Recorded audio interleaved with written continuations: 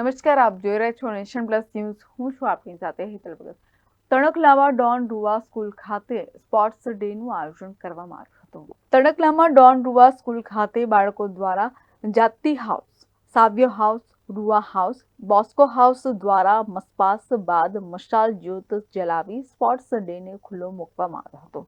ત્યારબાદ બાળકો દ્વારા અલગ અલગ ડાન્સ, માસ ડ્રીલ, પિરામિડ, ફ્લેગ હોસ્ટિંગ કરવામાં આવ્યું હતું. ત્યારબાદ 100 મીટર અને 50 મીટર ફાઇનલ દોડ યોજાઈ હતી. આ સિવાય બાળકોને spoon and marble, book balance, frog race, skipping, relay, obstacle race, કોથળા દોડનું આયોજન કરવામાં આવ્યું હતું. વાલીઓ, શિક્ષકો અને આમંત્રિત મહેમાનો માટે પણ સંગીત ખુરશી, પાસિંગ બોલ, જેકેટ ગેમ યોજાઈ હતી. આ સ્પોર્ટ્સ ડેના કાર્યક્રમમાં મુખ્ય મહેમાન તરીકે ફાધર ડોમિનિક માર્ટિસ, અતિથિ વિશેષ રણછોડભાઈ રાઠવા અને સ્પેશિયલ ગેસ્ટમાં વસંતાબેન રાઠવા ઉપસ્થિત રહ્યા હતા અને બાળકોનો ઉત્સાહ વધાર્યો હતો. આ કાર્યક્રમમાં ડોન રૂવા સ્કૂલ તણખલાના વિદ્યાર્થીઓ અને શિક્ષકોએ ઉત્સાહ સાથે ભાગ લીધો હતો. વિદ્યાર્થીઓમાં રમતગમતની રુચિ અને ઉત્સાહને વધારવા વિજેતા વિદ્યાર્થીઓને સર્ટિફિકેટ અને મેડલ એનાયત કરી પ્રોત્સાહિત કર્યા હતા. Rehan Patel, nation plus news, Chhota Udepur.